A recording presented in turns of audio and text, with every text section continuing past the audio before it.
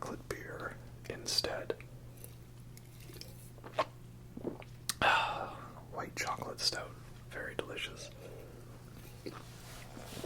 So, my most recent video, the Hot Ones ASMR, hope you all watched that. It was very fun to film, even if it left my stomach in knots afterwards from all of the hot sauce that I had. That one was actually filmed a while ago. I just didn't really bother editing anything till recently, because I wasn't really feeling it. I've said in the past, I don't really film unless I'm feeling the vibe, got the energy, the ideas, that sort of thing. So, what the plan is, with it being Halloween in October, I would like to film some videos talking about horror movies. And what I thought was, if perhaps instead of focusing on one really big long video, that would be quite the hassle and the effort to film and edit and set up and organize and all those things, what if instead I focused on individual movies and went more in depth on each one and gave each one its own video? So the plan is to make many videos that are smaller, shorter, therefore less time consuming to film, less time consuming to edit, quicker to upload, and more easy to get to all of you. So that's the plan for October. Hopefully, we'll see. I mean, if I don't get them all uploaded when I plan to, then I'll try to get them, throughout the upcoming months. I'm not given a release schedule or anything like that. We all know I'm not nearly consistent enough for that. So, I'm also filming with my phone, which means the viewfinder is a lot larger because it's my phone and I have to be looking exactly at the camera, which is small and it's harder to see, so I'll try to focus on you exactly, but that's a little different for me. Still got the nice stereo setup going on. Maybe by 2024 I'll have upgraded to 3D and binaural audio or something, I'm a bit of a slow mover when it comes to technology. So, I'm filming with my phone, so we'll see how the quality looks. And I've got a bit more of a lighting rig now, so the lighting should be at least half decent here or something like that. So, with all that said and done, let's get into the topic for today. Well, you all saw the title of this video, and if we're talking about horror movies, scary movies, thrillers, then there's really only one place to start with when it comes to me, and that is, of course,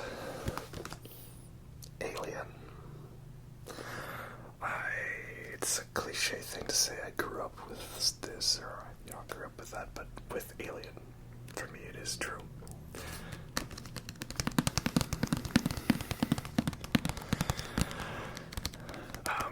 Fun story, I guess, when I was young, real young, and I wouldn't go to sleep right away. My dad would just watch the Alien movies while waiting for me to fall asleep, so I ended up seeing a lot of them when I was young, too young to even process what I was seeing, but, in a way I have always grown up with them.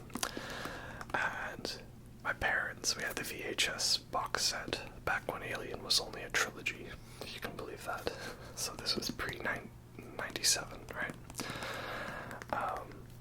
And I always was looking at the VHS and all the pictures on it, and I was really fascinated because I was really into Star Wars when I was younger and science fiction and all that.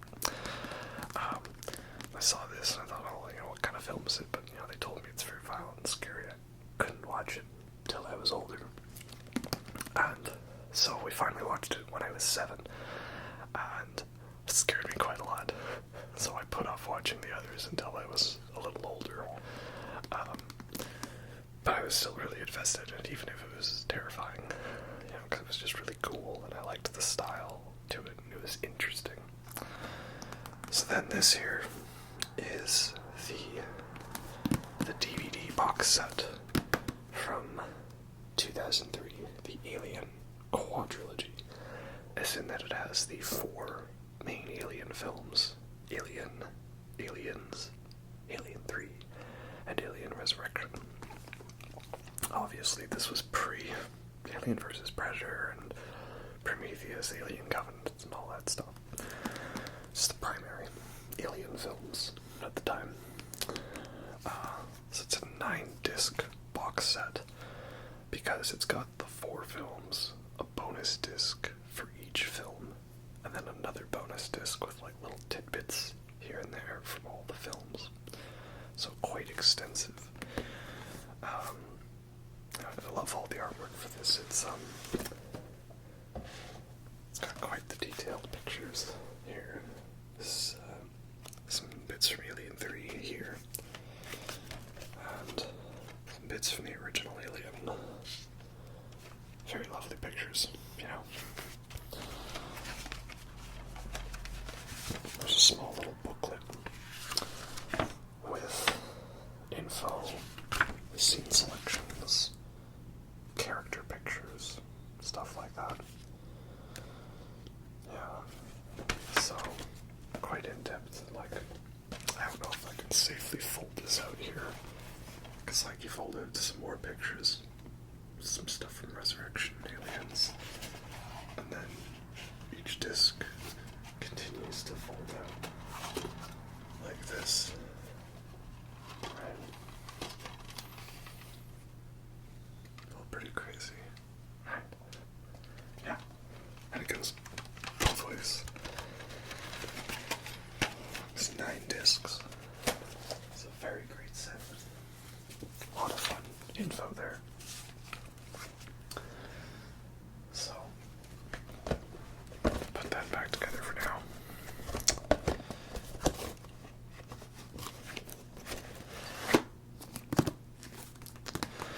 So, not only was I a fan of watching all these movies growing up, I was also a fan of watching all the bonus features, because as you can see, there's a lot when it comes to this set. I think it boasts nearly 50 hours.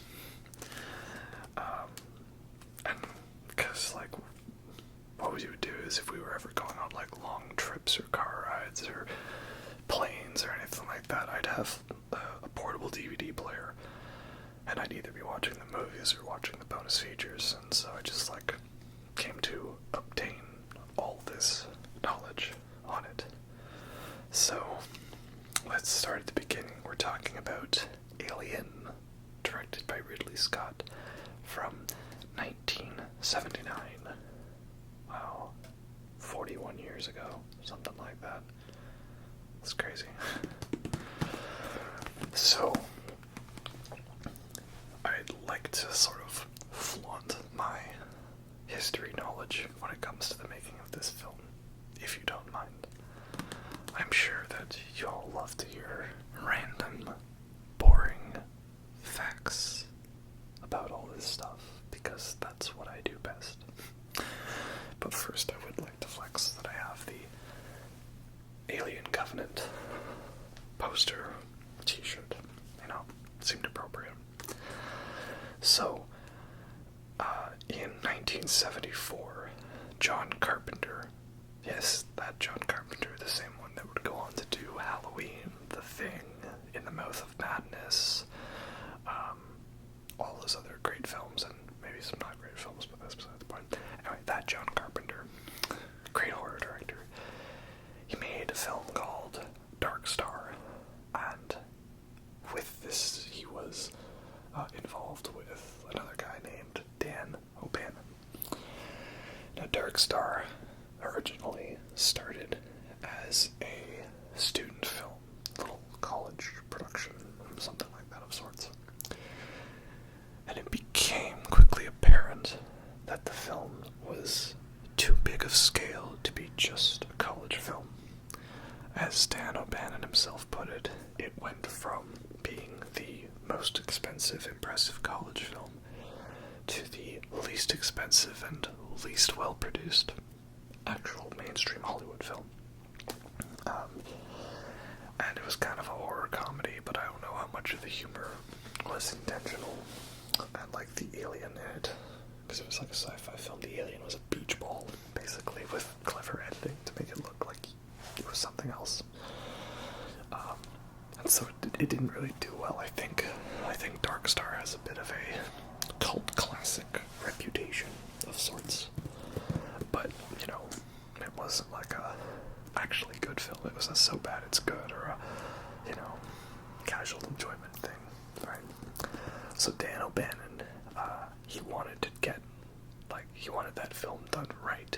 He wanted a space film, an alien film, a horror film that was actually terrifying. He wanted an alien that looked like nothing that he'd seen before. And he wanted this to be like just such great high-end budget. Like, he was really determined. He wanted Dark Star done right. That was his goal. So he started working on a script idea about some explorers in space coming across a weird alien creature that sneaks on board their ship and starts killing them off one by one. At the time, he also got involved in the Dune movie. Not David Lynch's Dune. This was Alejandro Jodorowsky's Dune.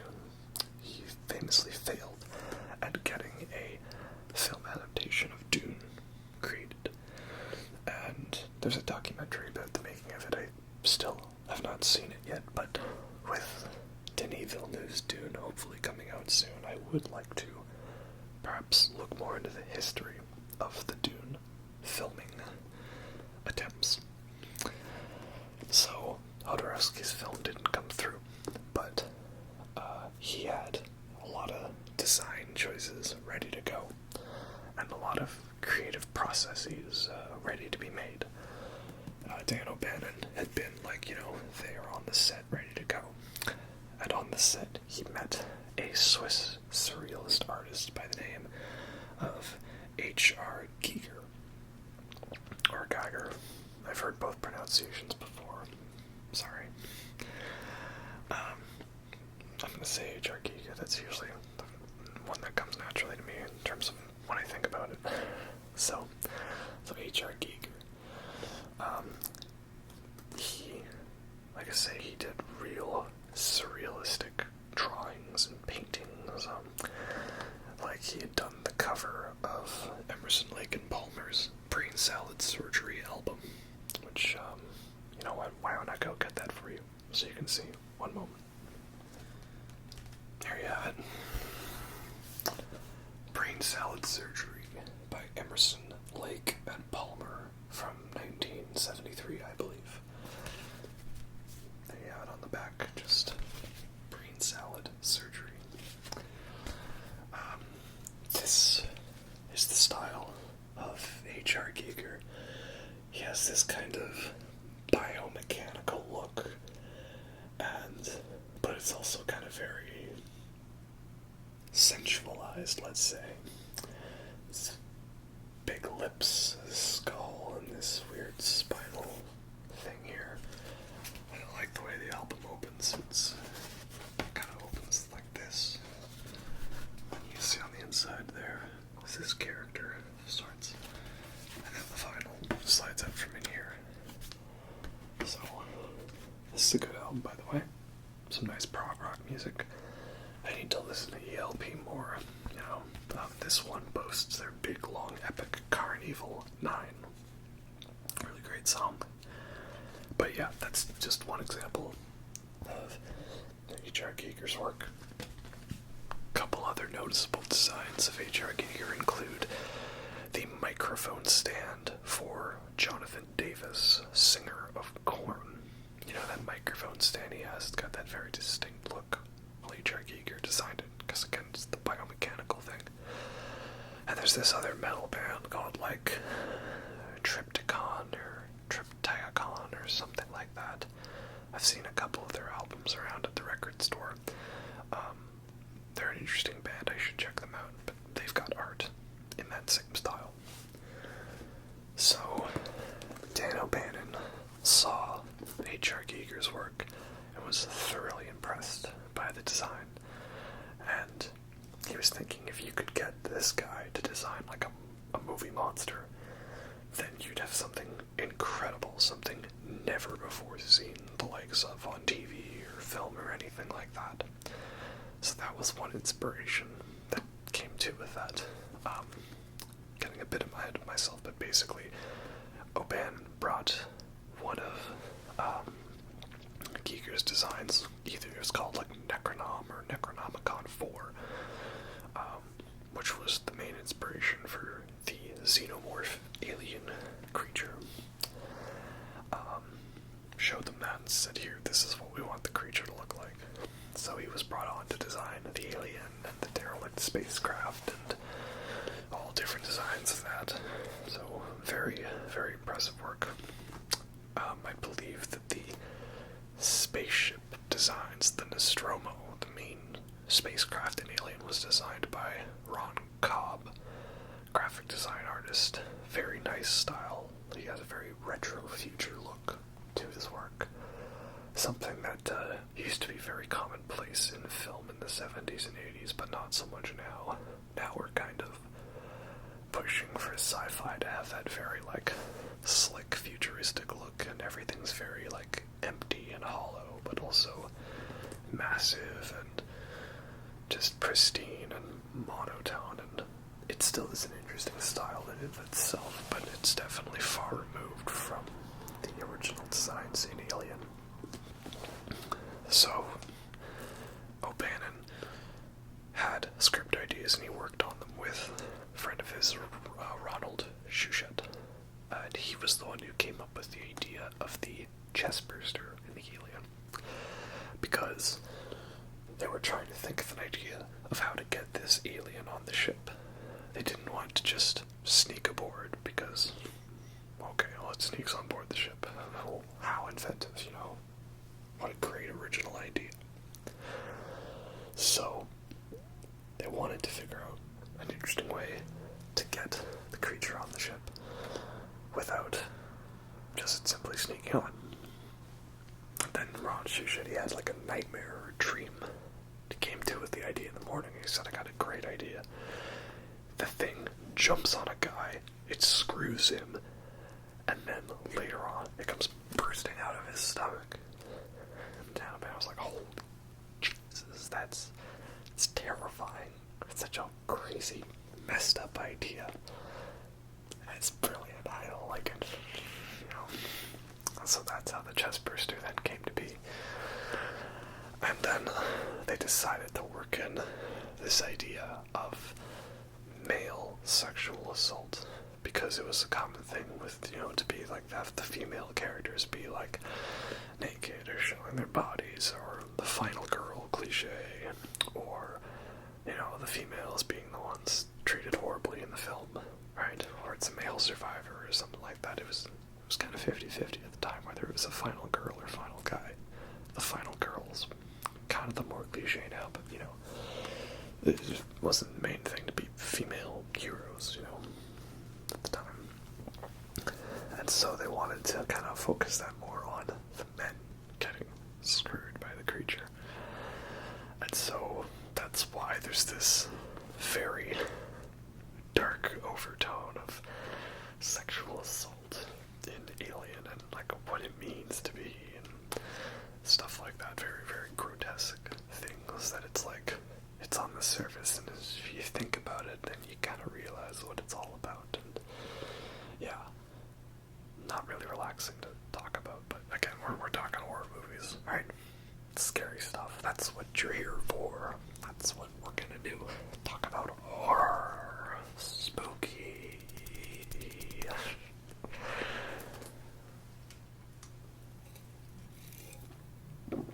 And chocolate beer, of course.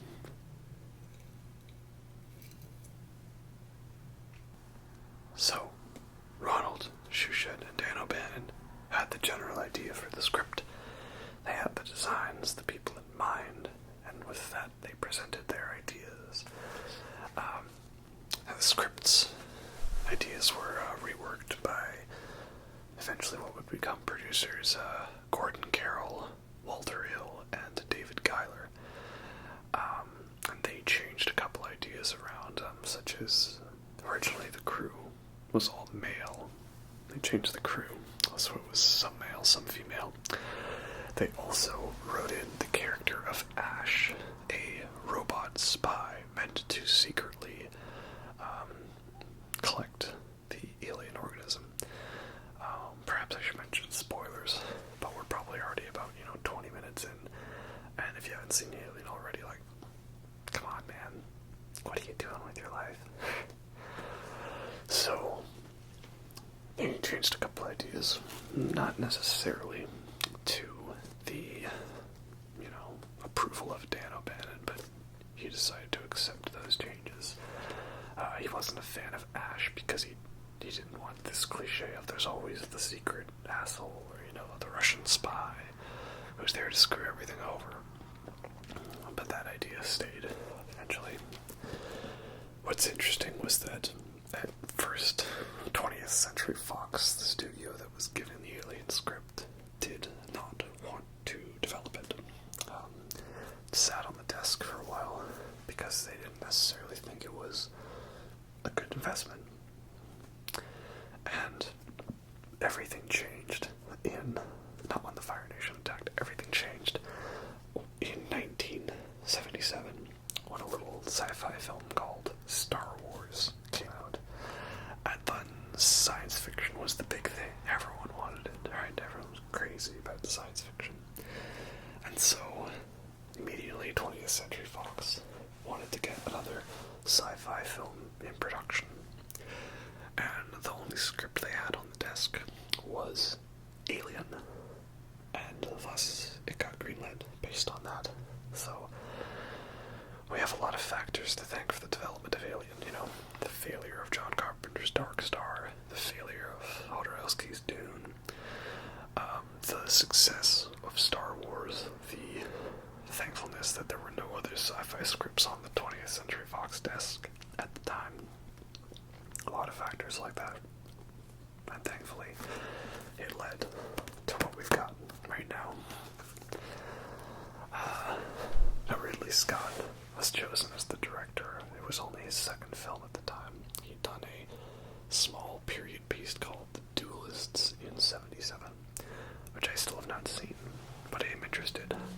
Ridley Scott is an interesting director because he can kind of be a little inconsistent in his style and his quality of filmmaking.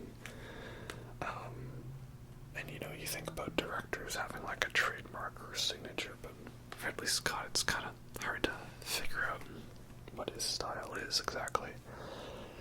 The only thing I can kind of put my finger on is that if he does a sci-fi film, it's probably going to be a really awesome one, like Blade Runner or The Martian, or Prometheus, Alien Covenant, Alien.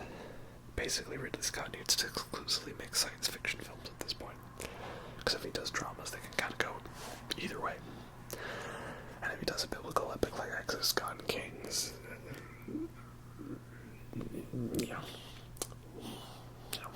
that's a discussion for another day.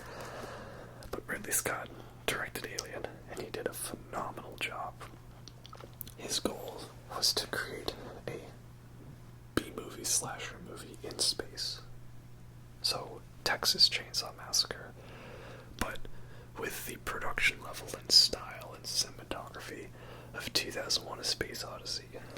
And that was his goal, right? The most high-budget, best-looking sci-fi slasher B-movie. Because, really, when you get down to it, all Alien is a really fancy slasher movie. Right? Like, it's kind of got a lot of the cliches, like, this character says, I'll be right back, and they wander off, and then they get killed. A lot of stuff like that. Which is why it's funny when Alien Covenant, the trailer for that came out, and people were complaining about how some of the scenes looked very like slasher movie or just generic horror movie. I'm like, well, Alien's always been that. From the very beginning. That was what it was. It wasn't ever anything more than that. So, sorry for being accurate to the franchise origins, I guess. finally talk about the film itself. Again, I warned you, you get me talking about Alien, we'll be here for quite a while. So, Alien opens with the crew of the Nostromo, a commercial towing vessel towing several million tons of mineral ore back to Earth. And the crew is awakened because the ship's computer picks up a distress signal from a nearby planet. And according to company policy, any transmission which may indicate intelligent life must be investigated under penalty of forfeit of all shares. No money. And that's the interesting thing about these characters, is they're all just like the working class people that are just like, hey, if you give us more money, we'll do it. That's what it is. Character of Parker, played by Yaphet Kotto, he's always like, okay, I want to talk about the bonus situation, let's talk about the bonus situation, right? And let's talk about the money, right? They get money, Brett and I believe we deserve full shares, right? Honestly, if I wanted, I could probably recite most of the scenes from this movie, just from memory. Would go something like, oh right, I forgot. Now, before we talk, Brett and I, we were talking about something, Brett and I, we believe we deserve full shares. Right, you see, Mr. Parker and I, we've been thinking about this, and then it kind of goes on, and, Dallas is all like, yeah, but not everybody gets, and stuff like that, so. This is great movie.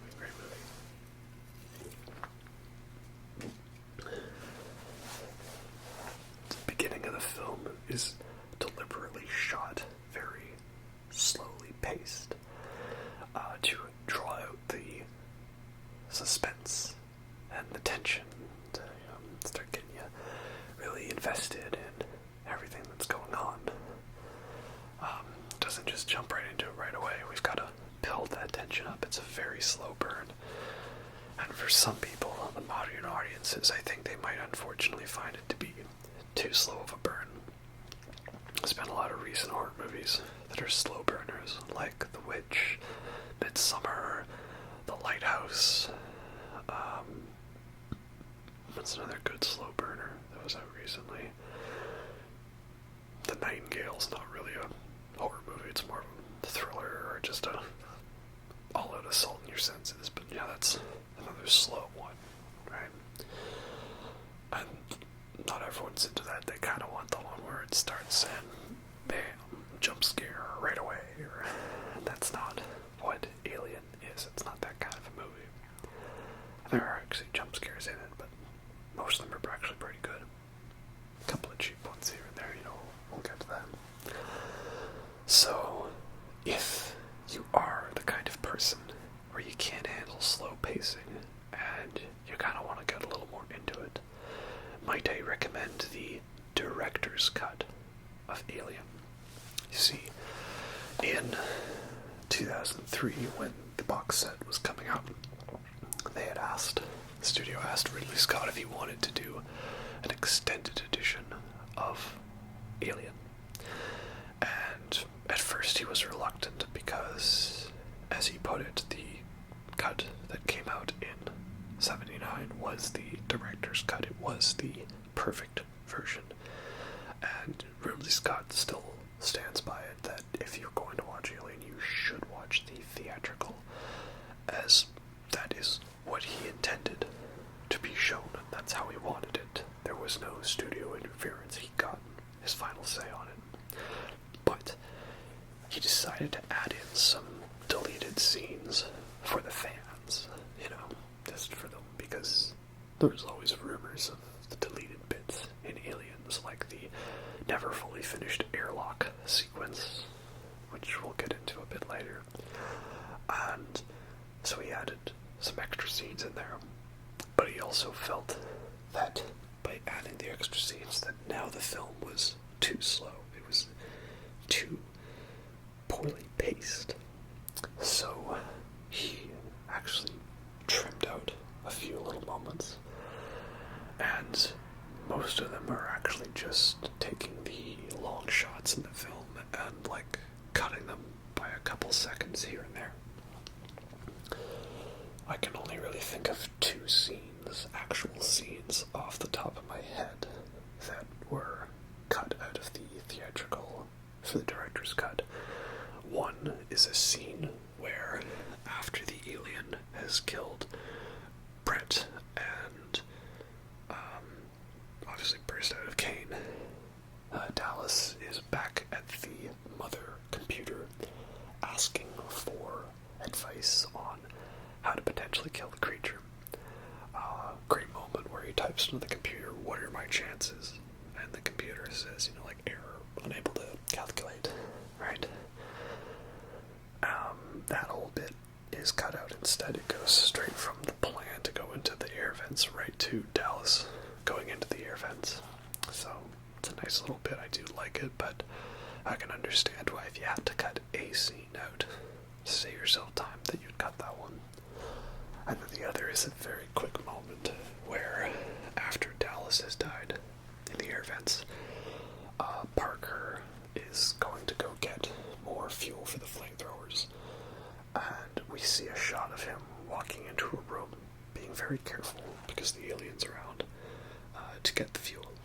That little sequence of shots is not in the director's cut. But again, most of it is just shot trimming, little micro cuts here and there to bring the runtime down. So paradoxically, it ends up being that the director's cut is like a minute or so shorter than the theatrical, despite having the extra scenes added. So this is why I recommend the director's cut to people who are not so into the whole pacing thing, because it's not going to feel like it's nearly as long of a film. It's going to feel like it moves faster, even though it surprisingly isn't. It's like a Schrodinger's cat of films of sorts, like it's both longer and not. So yeah, that's the comparison. I don't really have a preference per se. There's one really cool scene in the director's cut that isn't a theatrical, and that's Ripley coming across the cocooned Brett and Dallas down in like the engineering area.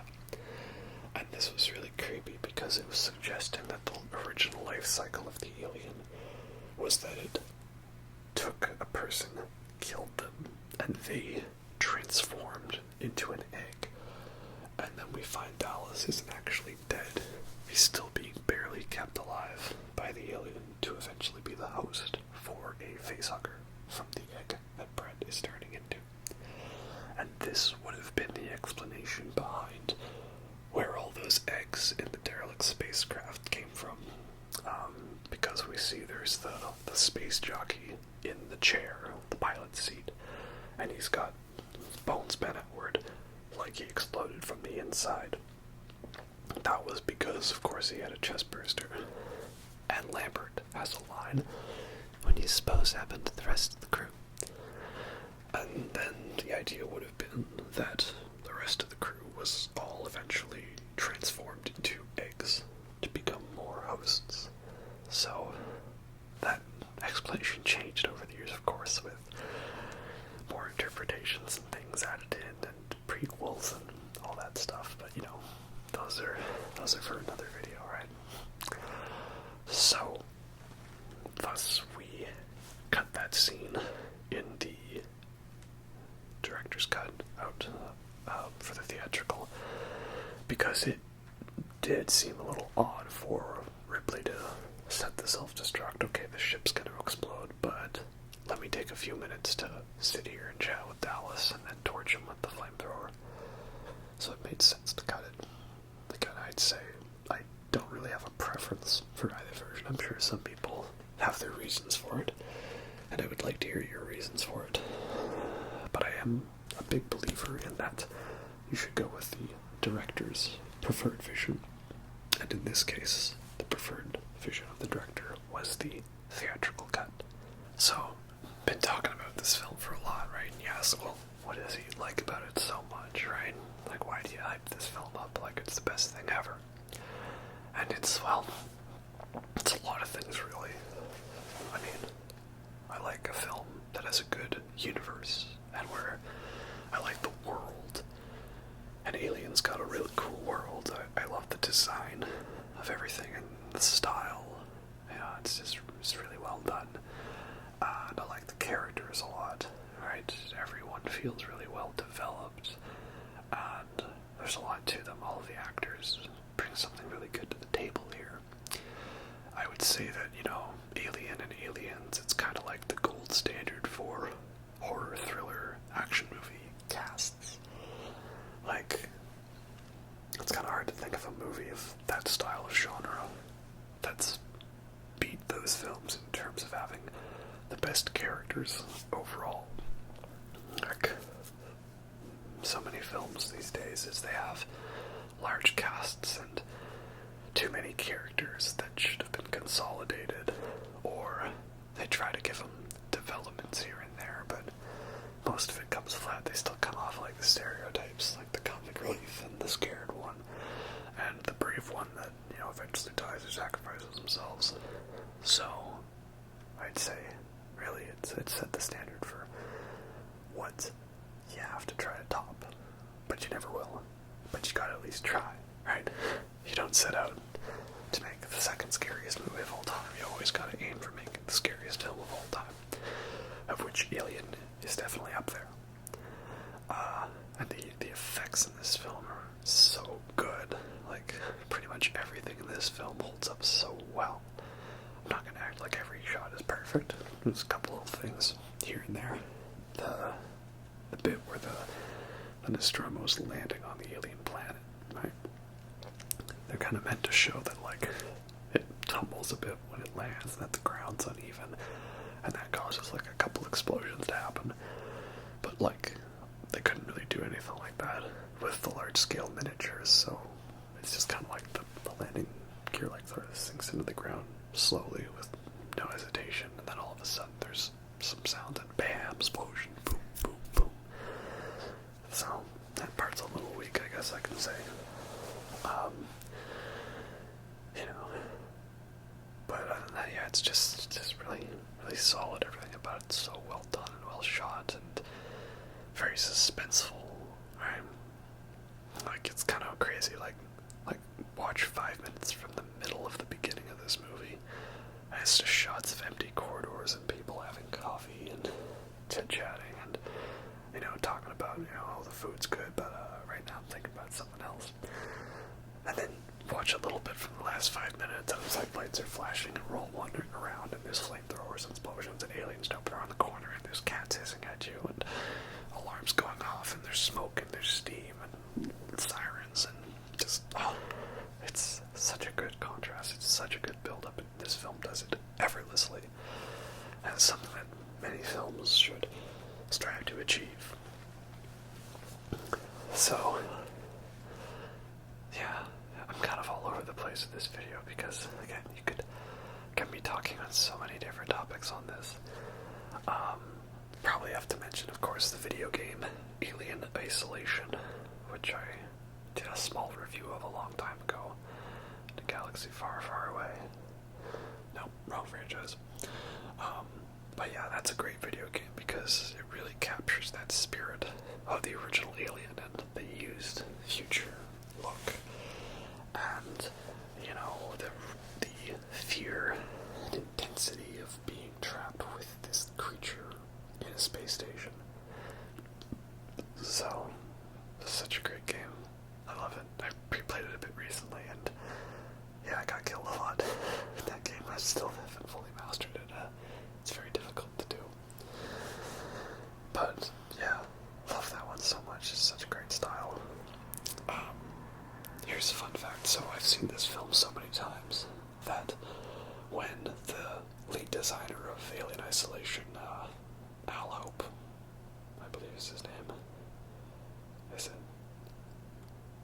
Yeah. Because Al Williams is a Bones actor. No. the main designer of Alien Isolation, he did a commentary for Alien with an interviewer, and they talked a bit about it. And since I'd seen the film so many times, I didn't actually have to, watch the commentary to the film. I just had to listen to it, and I knew what scene was going on and what they were talking about.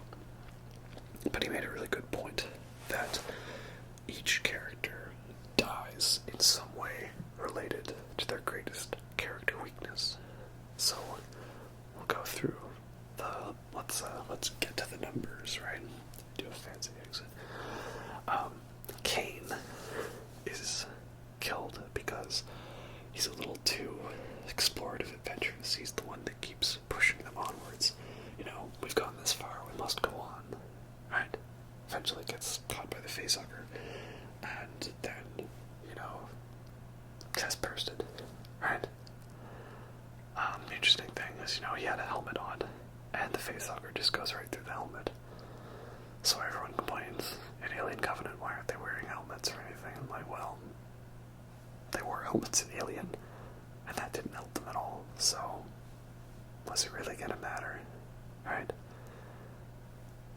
Does this mean that Alien was the original anti-masker? Okay, cut that out of the video. Then we have Brett killed because he's too subservient to Parker. Whenever he says anything, you say right. Do you know that, Brett? Yeah, right. Yeah, man, come on, shape up. Right. So he just says, hey, go wander off by yourself to find the cat. Brett's just like, right. He gets killed from that way. Really gruesome scene. Next, you have Dallas. He goes into the air vents, gets killed by the alien there. In the first of many instances of a motion tracker not being able to read on a 3D grid or a three-dimensional scale, thus screwing someone over. We'll see that again eventually. And then, of course, that's because he's a little too willing to put the weight all on himself, right? No, I'm the captain, I've got to do this, right? And ends up doing that and, dying. Really great jump scare in that scene, by the way, because so many horror movie jump scares is it's, everything goes down and quiet, and there's, no sound. And then somebody simply comes up and taps a person on the shoulder, like, hey. And then this sounds like, whoa, crazy sound. Alright? Or even if there is an actual jump scare, it's more so extenuated by the music and the fact that there was silence, and it's kind of cheating, right? If someone came up to you right now while you were watching this video and tapped you on the shoulder, you jump, but you'd just be startled, right? Not actually scared. This jump scare in Alien is really good because it's already loud and it's already intense and there's already this cacophony of music going off, and then the jump scare happens and it's just one extra layer to it on top, so it's not cheap or forced.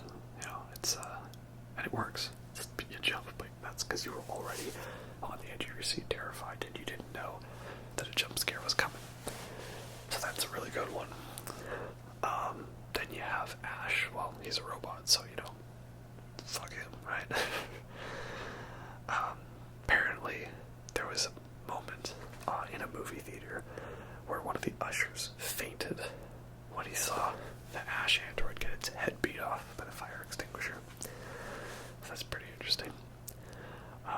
Of course, shout out to the late Ian Holm, John Hurt, and Harry Dean Stanton. Rest in peace, all of you. There was this theory that everyone in Alien was going to die in order of their actors and their characters, but that's not happening now, I guess. So we all need to form a protective circle around Tom Skerritt and Sigourney Weaver, and Yaphet Kotto and Veronica Cartwright. Just everyone, So Ash, such a great line. I can't lie to you about your chances, but you have my sympathies. Parker dies because he's just trying to be too brave, trying to be too much of a hero. You know, he's trying to save the day, save the girl, and ends up getting himself killed by the alien. Funny enough, I think Yaphet Kotto was trying to, like, argue that he could, like, wrestle off the alien. Just trying to say, like, oh, you know, I'm gonna actually beat him, I'm gonna live this time. And they were just like, yeah, no, you can't just simply arm wrestle this thing. No. And then Lambert dies of fright, basically. It's interesting because they never actually properly filmed a death scene for her. That scene, the shot of the tail going up the leg, that's not her leg, that's Brett's leg from earlier, because she wears cowboy boots throughout the movie, and you can recognize that those are Brett's shoes. That was from the earlier scene, just a leftover shot. They never really filmed a death scene for her. She was originally just supposed to crawl into a locker and die of fright, or the alien was gonna, like, stuff her into a space that was too small. And eventually they went with the implied death by assault from an alien.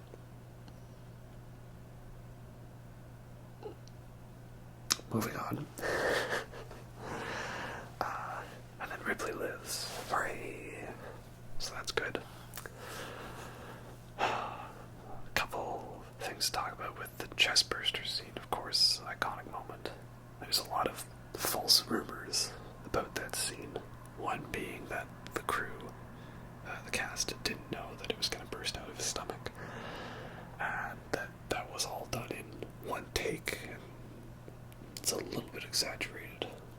See, there was a scene where Veronica Cartwright and Sigourney Weaver had to be reacting to having seen the chestburster already, so they were allowed to see some of the drawings and concept art for the chestburster so that they could act out the scene.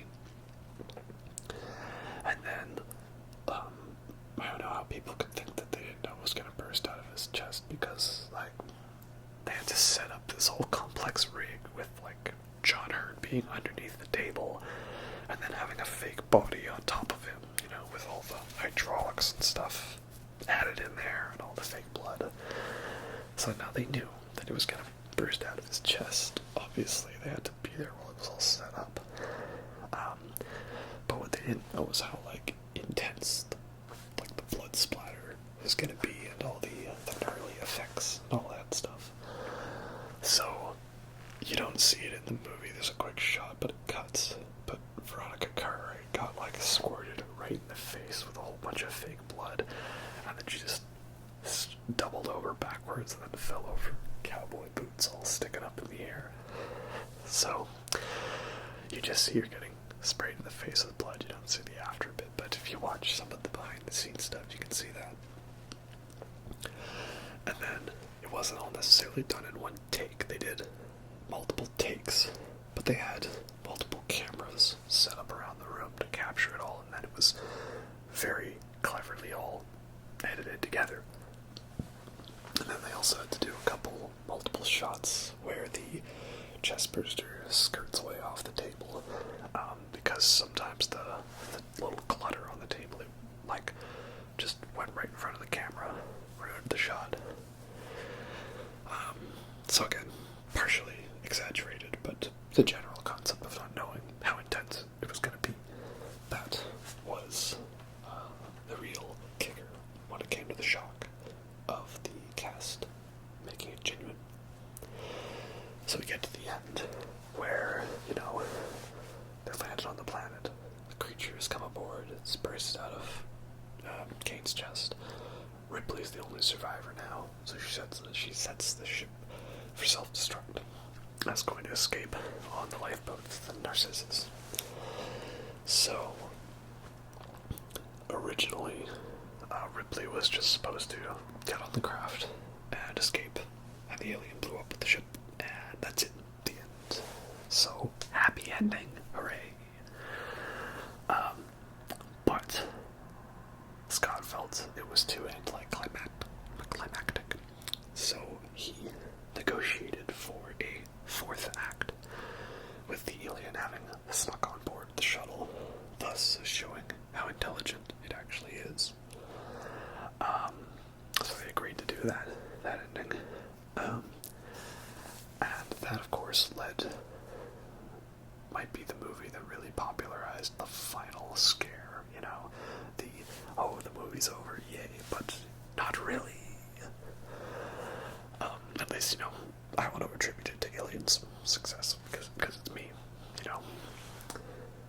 So, that was the new idea, and then it was going to be on the ship with her. And this ending went through many more changes and concepts. Originally, they had this idea that, the alien only lived, a couple of hours, and so, at this point, it was very old, and it was dying, and that's why it's so slow at the end. It was also more so a limitation of the special effects. The alien was played by, I hope I'm saying this person's name correct, Bachito. Sorry, bad with names, always am. But he was an African graphic designer, and he had this condition that caused him to be really tall and really skinny. Right? He had very, very long arms, very thin arms, kind of like mine, although maybe his joints were not as creaky as mine. So the casting director found him in a bar and figured he would be the perfect person because you still had to have a guy in the suit, but you didn't want to just look like a guy in a suit. That's why the alien is not shown very much, because the fear, the imagination, is what makes it scary. So he played the alien with a couple stuntmen subbing in for a few bits, like the bit where he descends on the wires to pick up bread. Did anyone else ever find it odd, how the alien just seems to float? I don't know if it was meant to be that it was, hanging by those chains in the engineering scene, but he just seems to be, floating there, and then he just descends, and then, ascends again, I'm guessing it was a limitation of the special effects that they wanted to, show him, crawl down, and then crawl back up, but they couldn't do that, so they just said, he's on wires, whatever. Probably a special effects thing, kind of attribute a lot of things like that to the limitations at the time. Limitations can be good, similarly to how Jaws never showed the shark because the shark just wasn't working. Originally there was going to be lots of shots of the alien in the distance running through corridors, and they couldn't get that to look right, so they just didn't do it. Again, limitations are important to an extent. But so the alien, the lifeboat at the end, was going to be old and dying, and he was going to be, because the alien's naked, of course. Sigourney Weaver, Ripley, was going to be naked. So this idea of this Beauty and the Beast thing, and then the alien was kind of attracted to her in a way, or something like that. Some really weird, creepy stuff. And that was meant to be why she stripped down to her underwear, to show her as more vulnerable, just a person, right? Now James Cameron, who of course we'll talk about for the next film, he famously stated that he wanted to be a director so that he could have a film that didn't have a scene like Ripley stripping down to her underwear, because it felt exploitative and just felt wrong, that it was only for the sake of the male audience. So, make of that what you will. But they didn't go with that concept at the ending.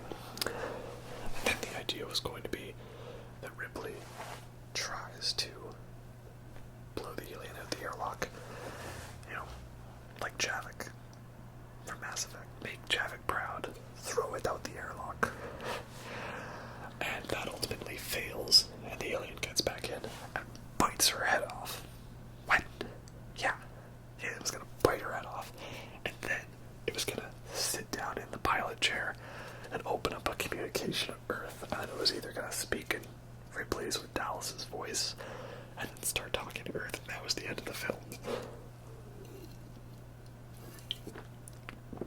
I mean, I'm glad we got the ending we got, because, you know, Ripley lived, and we got a whole bunch more great movies out of this, but wouldn't that have been a really crazy ending, just like out of nowhere? Oh, the protagonist dies, and the alien can speak English and talk and imitate someone else's voice, like it's a Wendigo or something. I don't know. That would have been really something. But that's not the ending they went with. So, do over, right? She flushes the alien out the airlock, blows it out the shuttle, and lives happily ever after. So therefore, happy ending. Yay. So. And then, there was never an intention to make a sequel, but that ended up happening when they had a good script idea. Because that was how it was. You made a good film as a standalone thing. And if it did well, and if it warranted a sequel, and if the script idea was good enough, then you got a sequel.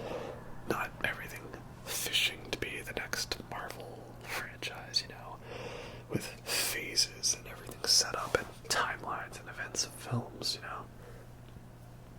Don't get me wrong, I like Marvel movies and stuff, they're really good. Very entertaining, and I think they got a lot of negative hate, too much, you know, for being blockbusters, right? Not to steer the direction, conversation too much in that direction, but you know, like, sometimes you just gotta let a film be a film, right? And that's what Alien is. That's a great film. Now I probably should take a minute not only to enjoy some good chocolate beer, but to think if there was something I missed, or more so, the thing I missed that I might regret having not put in the video. Because I'm sure there's stuff I've skipped over talking about, you know. And again, the original objective was to do smaller videos, but you get me talking about an alien film, and I'm going to be going for quite a while. That's just the nature of how it is. So, Alien's a great film. It's fantastic. I'm just a little disappointed that some people consider it too slow. There's a lot slower films out there. It's no Star Trek the Motion Picture. It's no Blair Witch Project. It's no 2001. It's no Midsommar. That film's like 3 hours long with the director's cut, and not much happens in it, right? So, again, if pacing bothers you, I recommend the director's cut. Give that one a chance. Though, you know, I would just say, you know, suck it up. Right? There's so many people out there who can sit and watch, like, all 900 episodes of Friends over, like, an entire week. And then they can't sit still for a 2-hour movie. Like, I don't know. I find that a little hard to believe. But, hey, you know, that's how people are, right? That's how it is. Guess the last thing I'll talk about is the airlock sequence. So, there was this original plan in the script. First of all, what they wanted to have was, like, this bit where Parker sees the alien going into the airlock, and they try to, like, seal the airlock and flush it out into space, back when it's still in the Nostromo. And the plan ultimately fails. Originally, they had this idea that, like, Lambert was gonna get, like, sucked out into space, because the airlock would close on the alien's tail, and the acid blood would then, you know, cause a bit of a hole to happen in the hull, and then Lambert would get sucked out through this hole in a pretty gruesome way. The acid blood, by the way, was the writer's solution to, well, why don't they just shoot it with guns? Because, similarly to how they didn't just want the alien to sneak on the ship, hence the chest burster, they didn't want to just be like, the guns bounce off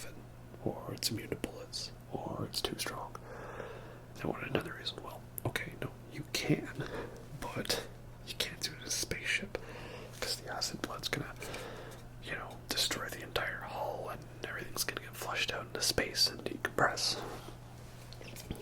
So that was the main focus of that. So that was the original idea with the airlock, but they couldn't get that special effect to work, obviously. Though, as Scott says, they managed to do the airlock bit in Alien Resurrection and paid the price for it. Oh no, it was a pretty cool scene. We'll get to that one later, So, then the idea was that Ripley and Parker are there. The hull decompresses, but it doesn't suck them out into space, but they lose oxygen. And Lambert's there to revive them. And then Alien Isolation in the DLC where you play on the Nostromo, they sort of reference this in that you almost blow it out the airlock, but the alarm gets set off too early.